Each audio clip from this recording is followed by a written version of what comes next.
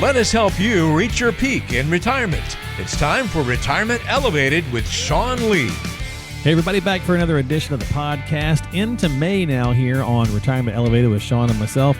In the middle of May here, so we've got some good weather heading our way. Hopefully it stays around, and we're getting inching closer to Memorial Day. So we're going to talk about doing some research this week on the podcast. So, feeling informed about decisions we make is crucial to whatever it is that we're doing. And, whether it's getting prepped in springtime or, doing stuff around the house and trying to figure out what things you want to work on and kind of, learning the best this, that, or the other. Same thing financially. You want to do some research and make sure you're not just grabbing a hold of whatever. And often what happens is we maybe get overloaded, and we're going to talk about that in a second. But what's going on, my friend? How you doing?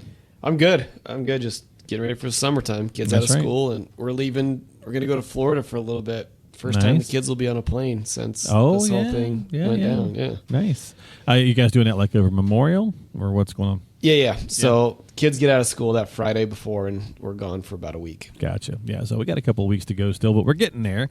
But hey, making a decision, right? It's important. Do some research. If you guys are thinking about whatever it is that you're doing, Sean, in life, with doing something for the kids or yourselves, typically you do a little bit of research on it. And, you mentioned vacations. Most people typically do more research and planning for a vacation than they do their retirement. Exactly. Which is shocking. But got to find the things to do. I get it. It's not as sexy as a retirement. As a vacation, but it's like a long vacation. So it's a really long vacation. So maybe you should put a little thought into it. Just a little, right? So let's talk about ways we can get better research and information. Obviously, the world, we turn to the Google or whatever the case might be. We go on the internet for things, tons of things, or even, heck, you can even watch your favorite TV shows or your favorite news sources on the internet. But people get a lot of that stuff from places that way. Any primary media voices that you see people listening to, or is there, some that you prefer? And no endorsements, just simply saying, hey, this is a decent resource or something like that. I don't watch a lot of the financial news or shows or listen to the radio shows or anything, because there's really two sides to that table. One, it's the advisor paid stuff. I got a TV show. Well, you paid for that. It's marketing. Right. Or, it's, you got the Kramers and the Susie Ormans and the Dave Ramsey. Yeah. Mm-hmm. And they all have their own philosophies, right? Sure. And that's great. I think that listening to some of those big national people, they've get an insight here and there, maybe. Yeah, they've got ideas, but the thing to remember is that those guys, they're not licensed anymore. It's not like they're not seeing people anymore. Advisors. Yeah, not anymore. That's for sure. They're talking about finance, and they're well equipped to talk about finance, but it's not like they're pinpointing your specific situation or even active anymore with the clients. Yeah. Those guys are just talking. Well, that's one of the things that it's made podcasting blow up so much, right? As an industry, as a medium, whatever you want to call it, because just like for what we're doing and thousands of other advisors all around, because you're still in the trenches every day, Sean. You're still seeing people. You're still, working on things. So you can talk about the stuff that you see and know and do. Yeah, we're still keeping it somewhat general because everybody's situation is unique. But at least you still have your, like I said, your feet to the fire, so to speak. Whereas the primary, those big media heads, you might pull out a useful nugget or two, but then you want to run that past your actual advisor to see if it's the right thing for you, or get one before you run it past them, right?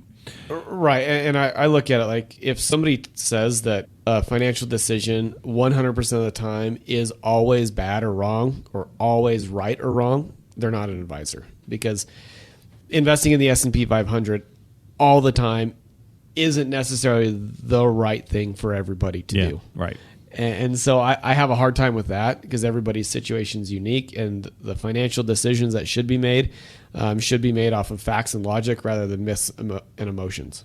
I got to ask, do you guys get frustrated when people come in and say, and this is my second one, and there's pros and cons to this, and we'll debate it, but do you guys get frustrated as a general rule? People come and say, well, I read on the internet that. Sure. I had a guy, this was a couple of years ago, that came to meet with us, and And he met us through one of our Retirement Elevate courses, our 5-hour course that goes through, what we feel are the 5 most important pillars of planning. Mm-hmm. And he spent 5 hours with us, just talking about, financial planning in general and the process to go through and build your plan. And in his first meeting, he had a stack of papers, and, we asked people to bring a lot of things, but it wasn't his statements. He had his statements and all his other financial documents in a briefcase. And he just threw these down. He said, "This is all the research I've done on annuities. I don't want any." Oh, okay. Like, so he brought the research he'd been working on. I was like, okay. And it was a lot of articles and things? Yeah. I'm like, okay. 1, we're not there yet. We don't know where we're going yet. And 2, I don't care what the tool is that your plan that's being put in your plan, as long as the tool that's put in your plan is the right tool. Annuities, life insurance, mutual funds, ETFs, those are tools to accomplish a goal, not the end goal. So you don't build the plan around the tools. You use the right tools for your plan. Yeah, and we do that a lot. We've, obviously through the years we've been seeing people do that, where we'll use the internet, we'll go on, we'll see pros or cons, good or bad about something, and then we allow it to inform us to the point where we then, kind of cut off that option and say, I don't want to hear about it. I refuse to even talk about it. And we all know that we've gotten very, very opinionated and judgmental over the last several years. It seems like about everything. A lot of it is social media based and whatnot. And so you're really kind of doing yourself a disservice by closing off a door before you even know if it's viable. I mean, they need to deal with an annuity in this guy's case, but then again, it might be the only or the best option for X, Y, or Z. Exactly. Yeah. So you gotta watch that. Bias, really, that we can get from doing too much research. And I guess that's probably the big con of the internet is doing too much research and then putting yourself in that position where you've talked yourself right out of something before you ever really sit down with a professional to see if it's a workable resource. And Sean, to your point, if you walk into an advisor's office and the first thing they say is, "Hey, let's talk about an annuity," and they've barely gotten to know you, well, then you're probably right on by saying, "I'm not interested in one of those," right? Right. Because they're not really there. You're not really sitting down with an advisor and a professional to talk to you about the best plan. They're just trying to sell you a product. They've already showed you what tools they can use, right, and they're going to build your house with that tool. Regardless, right. Yep. Yeah. It's like, Happy Gilmore, you're going to play the entire game with just the driver and the putter. Right. Yep. Very few people could actually do that, right, and do it well. So, don't do it. Have the right tools in the tool bag. Is it possible to do too much research? Kind of ties into what we were just saying. I used to throw my wife under the bus with this one a lot, Sean. She goes on, she'd go on the Amazon app, especially during the pandemic or even before it, and she's just scrolling away and looking, and I'm like, "What are you doing?" She's like, "Well, I'm trying to decide if I want this top or something."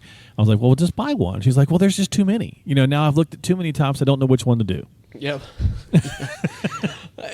I mean, it's funny because you can do that with cars too, right? You just research. Oh yeah, we were just talking about classic cars. Yeah, I did the same thing for weeks on end. Exactly. And I'm the guy that the last handful of cars that I've purchased, I've picked the color, I've picked the options, I've built the car, and I buy it, and I'm like, "Do you want to drive it?" Nope. I know how a car drives. I'm good to go. But when you look at making financial decisions, the more independent research that you do, and the further down the rabbit hole you get, whether it's online or listening to whatever it may be, the harder it becomes to kind of wade through the weeds and figure out what does my plan specifically need and how is it going to benefit me and how is it going to hurt me.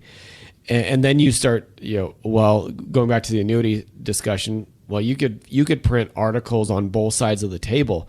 Annuities are great, or, "Oh, annuities are the worst. They're bad. And then you have so much information. It's like, well, what's right or wrong for me, and how do I make it work for my plan? Yeah, I've now lost track of my original goal. Exactly. I don't even know what I'm doing anymore. Well, I was going to ask you about a negative, impact of research, but we kind of highlighted that. Anything positive that jumps to mind? Do you have kind of a similar story to the guy with, who walked in and said no, versus maybe someone who's come in and said, "Hey, I've done some research, I've done some planning.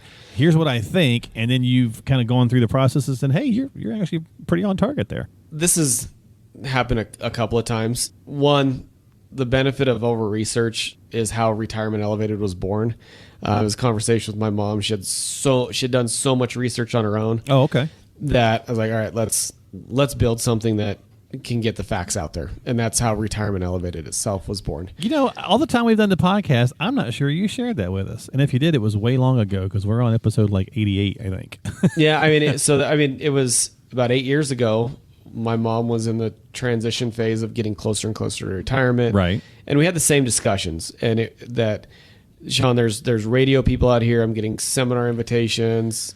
She didn't want to bug me because she's in Massachusetts, and which doesn't make any sense. I built her plan with her, and we did that. But she was starting to do that research, and it was so much for her that my partner Scott and I, we decided, well, let's build a class. And that's how Retirement Elevated was created, and that was the idea around it was, let's build a course that you can come to, that the public can come to, they can learn, and we can start individuals on the process to build their plan. And that's how it was created. That's awesome. Yeah. And so, yeah, there's nothing wrong with, I think when you're talking about research, especially in an arena like this, it's good to have a good basic knowledge of the things that you want to be aware of so that you can walk into the conversation feeling as though you're getting it, right? If we go in to see our doctor sometimes and they start talking over our head, or they start talking about something we weren't prepared for, we do feel a little lost, and sometimes we feel like a little taken aback from it. So it's nothing wrong with getting some basic research and some basic knowledge together. And obviously, if you're working with a good professional, Sean, that's one of the things you're trying to convey anyway. You're trying to educate and convey that stuff.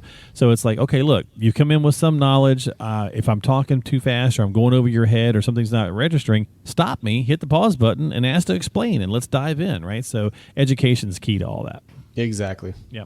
So do some research. Just don't go crazy. Don't do it to the point where you just make yourself, numb to whatever, or to a product, right? Or to an idea. Just don't drive yourself crazy. Follow a process. Find an advisor that has a process that's written out, that sets expectations, that will give you a clearly defined written plan. And the process is the key. It's not the products. It's not the investments. Follow a process. Boom. Great way to end the podcast. So, folks, thanks for hanging out with us here on Retirement Elevated with Sean Lee. Don't forget to subscribe on Apple, Google, Spotify, iHeart, Stitcher, whatever platform you like to use. You can find all of that right there on those apps. Many of those are pre-installed on your phone already. If you're an Apple user, for example, you can go right to Apple Podcasts and just type in Retirement Elevated, or you could stop by the website if you'd like to do that as well. A lot of good tools, tips, and resources from the team at elevatemyretirement.com. That's elevatemyretirement.com. And we'll see you next time here on the show. For Sean, I'm Mark. We'll catch you later here on the show. Tune in next time for more Retirement Elevated.